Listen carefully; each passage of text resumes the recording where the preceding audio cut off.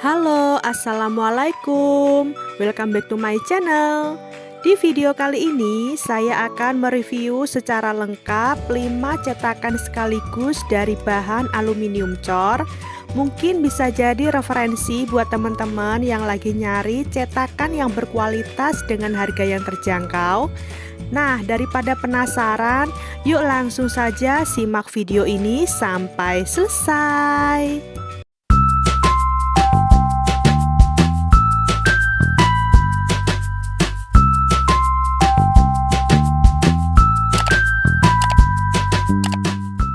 Nah, di video kali ini saya akan membahas secara lengkap tentang cetakan dari bahan aluminium cor. Kebetulan saya mempunyai beberapa koleksi ya, karena memang saya sangat suka dengan cetakan ini. Nanti akan saya bahas secara lengkap dan akan saya review berdasarkan pengalaman saya selama menggunakan cetakan ini untuk membuat kue. Sekarang akan kita bahas dulu untuk kelebihannya. Kelebihan yang pertama yaitu harganya terjangkau. Misal ya, kita beli satu cetakan dari bahan teflon. Kalau kita belikan untuk cetakan dari bahan aluminium cor ini, kita bisa dapat 2. Bagaimana? Lebih hemat kan? Kelebihan yang kedua yaitu menghantarkan panas yang merata sehingga kue yang kita buat itu matangnya bisa merata dan hasilnya juga bagus. Asalkan satu kita menggunakan dengan cara yang tepat. Nanti akan saya jelaskan juga bagaimana cara menggunakan yang tepat. Tips dari saya, jika kalian ingin membeli cetakan yang seperti ini, usahakan belilah yang bagian bawahnya itu rata ya, seperti ini. Karena apa? Karena akan mempengaruhi dari hasil kuenya nanti. Hasilnya lebih bagus karena matangnya itu lebih merata. Jadi rekomen banget buat beli cetakan yang rata ya, bawahnya seperti ini. Cetakan seperti ini ada kan yang bagian bawahnya itu yang enggak rata. Memang sih harganya itu agak selisih, tapi menurut saya kita membelinya kan juga cuma sekali dan pemakaiannya jangka panjang. Jadi sekali membeli kualitas yang lebih bagus, kenapa enggak, iya kan? Kelebihan yang ketiga yaitu cetakannya ini awet dan tahan lama. Semakin sering kita menggunakan cetakan ini, hasil kuenya pun jadi juga lebih bagus dan cetakannya tidak lengket. Tapi ada perawatan tersendiri untuk cetakan yang memang jarang digunakan ya. Biasanya kalau kelamaan tidak digunakan, sekalinya digunakan dia akan lengket di pemakaian pertama. Nah, nanti akan saya beritahu cara perawatan yang benar agar cetakan ini tidak lengket. Nah, itu tadi kelebihan dari cetakan berbahan aluminium cor. Sekarang kita akan bahas kekurangannya. Untuk kekurangannya, jika cetakan ini digunakan secara tidak tepat, maka akan menghasilkan kue yang matangnya tidak merata. Biasanya bagian bawahnya itu sudah matang dan hampir gosong, tapi bagian atasnya belum matang sempurna atau masih mentah, dan menyebabkan adonannya itu menjadi lengket. Jadi ketika kuenya sudah matang biasanya akan susah dikeluarkan dari cetakan dan menyebabkan adonannya itu menjadi bantet. Misalnya adonan yang harusnya bersarang seperti martabak, carabikang, bika ambon, dia bukannya bersarang tapi malah bantet. Nah, itu tadi kekurangan dari cetakan berbahan aluminium cor. Jadi untuk pemakaiannya harus digunakan secara tepat ya, karena kalau tidak tepat nanti hasilnya jadi kurang maksimal. Nah, sekarang di sini saya akan menjelaskan bagaimana cara menggunakan yang tepat agar hasil kuenya itu bagus. Yang pertama yaitu kita panaskan dulu cetakannya menggunakan api sedang cenderung kecil. Untuk yang kedua, sebelum kita menuangkan adonan ke dalam cetakan, pastikan cetakannya itu sudah benar-benar panas. Nah, bagaimana cara kita mengetahui kalau cetakannya itu sudah benar-benar panas? Gampang saja ya, yaitu akan keluar sedikit asap dari cetakan.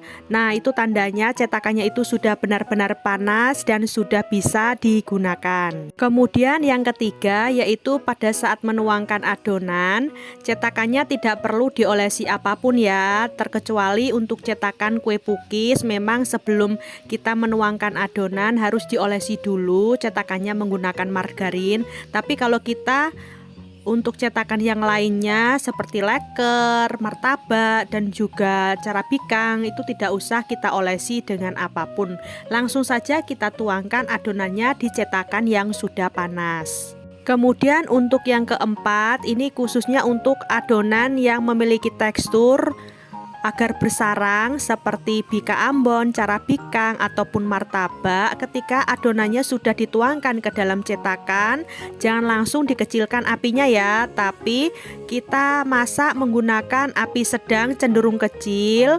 Kita tunggu sampai adonannya bersarang, dan kalau sudah bersarang banyak, baru kita kecilkan api yang paling kecil agar matangnya nanti merata dan bagian bawahnya tidak sampai gosong. Nah, itu tadi cara pemakaian yang benar dalam menggunakan cetakan dari bahan aluminium cor agar mendapatkan hasil kue yang maksimal. Selanjutnya di sini saya akan membahas tentang merawat cetakan ini agar tidak lengket walaupun jarang digunakan. Yang pertama, kalau cetakannya tidak terlalu kotor, tidak perlu dicuci ya, cukup dielap saja menggunakan kain bersih atau menggunakan tisu. Tapi jika setelah digunakan ada banyak adonan yang tertinggal dan susah dibersihkan atau dielap, bisa dicuci ya menggunakan sabun sampai bersih, kemudian dikeringkan. Yang kedua yaitu setelah cetakannya bersih, kemudian kita panaskan menggunakan api sedang cenderung kecil. Untuk cetakannya kita berikan minyak goreng secukupnya. Kita tuangkan di setiap lubang cetakannya ya. Lalu kita ratakan minyak gorengnya di tiap lubang cetakannya ini. Setelah dioleskan secara merata, kemudian kita panaskan cetakannya sampai suhunya benar-benar panas. Kalau cetakannya sudah panas, kemudian kita ambil tisu dan kita bersihkan minyak goreng yang kita oleskan tadi di cetakan. Kita bersihkan dengan cara seperti ini ya, dan pastikan minyak gorengnya itu sudah dielap secara bersih.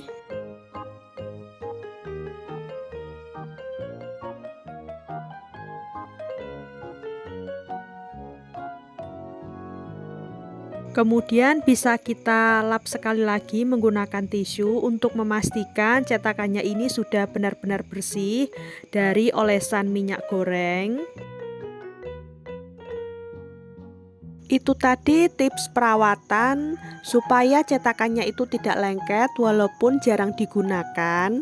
Sekarang saya akan mereview cetakannya satu persatu mulai dari harga, ukuran, dan hasil kuenya. Untuk yang pertama yaitu cetakan martabak manis atau terang bulan. Untuk ukurannya yaitu diameter 20 cm. Untuk harganya 52.000. Di setiap pembelian sudah satu paket dengan tutupnya ya. Dan ini hasil martabak manis yang saya buat menggunakan cetakan tersebut. Untuk pembelian cetakan dan juga resep kuenya nanti akan saya share ya linknya di kolom deskripsi. Yang kedua yaitu cetakan martabak mini. Untuk ukurannya 6,5 cm. Untuk harganya saya beli 50.000. Di setiap pembelian sudah satu paket dengan sutil dan juga tutupnya ya. Dan ini hasil martabak mini yang saya buat menggunakan cetakan tersebut. Selain digunakan untuk membuat martabak mini, bisa juga digunakan untuk membuat kue lumpur atau bika ambon. Yang ketiga yaitu cetakan carabikang, untuk ukurannya 7 cm dan saya belinya seharga 75.000. Untuk setiap pembelian sudah satu paket dengan sutil dan juga tutupnya. Dan ini dia hasil kue carabikang yang saya buat menggunakan cetakan tersebut.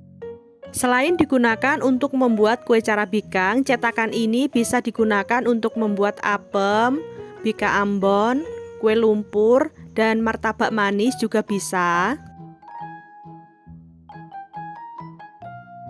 Yang keempat yaitu cetakan kue pukis. Untuk ukurannya 9,3 cm dan saya membelinya seharga 53.000. Setiap pembelian sudah satu paket dengan sutil dan juga tutupnya. Dan ini dia hasil kue pukis yang saya buat menggunakan cetakan tersebut. Selain digunakan untuk membuat kue pukis, cetakan ini bisa digunakan untuk membuat kue bandros, kue rangin, ataupun kue pancong. Yang kelima yaitu cetakan leker atau krepes, ukurannya 30 cm dan saya belinya harganya lumayan yaitu 195.000. Di setiap pembelian sudah satu paket ya dengan peralatan ini. Ada perata adonan, ada dua, tapi biasanya saya menggunakan yang kayu. Dan cetakannya ini jujur saja jarang saya pakai. Sekalinya saya pakai tidak saya cuci, saya biarkan begitu saja, jadi timbullah bercak hitam ya seperti ini. Tapi tidak apa-apa, walaupun ada bercaknya seperti ini, digunakan masih oke kok untuk lekernya. Dan ini dia hasil leker atau krepes yang saya buat menggunakan cetakan tersebut. Hasilnya sangat bagus, rekomen banget untuk jualan ya. Karena cetakannya semakin digunakan, hasil lekernya itu juga semakin bagus. Nah, itu dia review dari saya mengenai cetakan aluminium cor. Semoga dapat bermanfaat dan jika kalian menyukai video ini, jangan lupa like, komen, dan subscribe ya. Jangan lupa nyalakan tombol lonceng notifikasinya agar kalian tidak ketinggalan video terbaru dari aku. See you in the next video. Bye-bye.